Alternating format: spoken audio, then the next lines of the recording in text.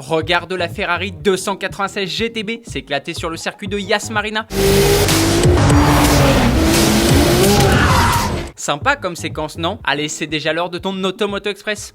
Un sursis. En 2035, les constructeurs ne pourront plus vendre de voitures thermiques neuves. Cette mesure concerne aussi les véhicules hybrides et hybrides rechargeables. Il sera donc uniquement possible d'acheter des voitures 100% électriques. Enfin, c'est ce que l'on croyait. Il y aura des exceptions. Comment ça? Les marques qui vendent moins de 10 000 voitures par an pourront demander une dérogation. Cette dernière sera dans un premier temps valable jusqu'en 2036. On parle ici de Lamborghini, Aston Martin, Rolls-Royce, McLaren. En revanche, les constructeurs tels que Bugatti, Pagani ou encore Koenigsegg écoulant moins de 1000 voitures par an ne sont pas du tout concernés par l'interdiction de vente de voitures thermiques. Une bonne nouvelle pour l'automobile passion. C'est le sujet de la question du jour. Selon toi, ces exceptions sont-elles logiques? J'attends ta réponse dans les commentaires.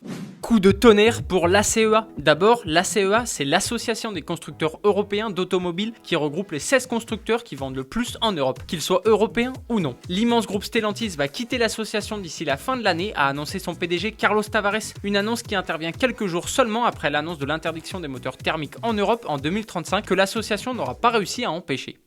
C'est BMW CSL qui aurait pu voir le jour. Seuls 3 modèles y ont eu le droit. La 3 litres CSL de 1973, la M3 E46 en 2003 et la dernière M4 présentée récemment. Pourtant, 4 modèles restés à l'état de prototype ont été produits. La M3 E46 CSL V8 ayant servi au développement du moteur de la M3 suivante, la M5 E60 CSL qui célébrait les 25 ans de BMW M avec son V10 de 630 chevaux, la M6 E63 CSL servait elle de banc d'essai au système d'aérodynamique active de BMW M. Équipée de spoilers rétractables à l'avant et à l'arrière, elle inaugura les nouveaux rétroviseurs à double branche que l'on retrouve encore aujourd'hui sur les BMW sportives. Le dernier de ces prototypes est à mon goût le plus excitant. En parallèle de la M2 CS, une M2 CSL était en développement à Munich. Elle disposait de la même puissance, mais la CSL profitait d'une cure d'allègement encore plus drastique et même d'un arceau. Le projet M2 CSL a été abandonné car jugé trop extrême pour un usage routier. Dommage.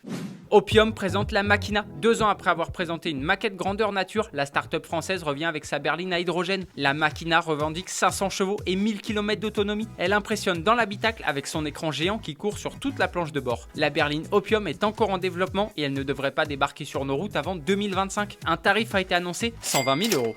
Premier teaser pour Forza Motorsport. Enfin, ce 8e opus devait initialement sortir en 2020, mais l'attente valait la peine. Ce trailer nous en a mis plein les yeux. Les développeurs ont beaucoup bossé, Météo dynamique sur tous les tracés, de quoi influer sur la chaleur et l'adhérence des pneus. Les arrêts au stand ont été intégralement repensés. Le jeu adopte aussi un nouveau moteur pour la physique des dommages. Le seul problème, c'est qu'il faudra attendre près d'1 an pour y jouer. Il sera disponible au printemps 2023.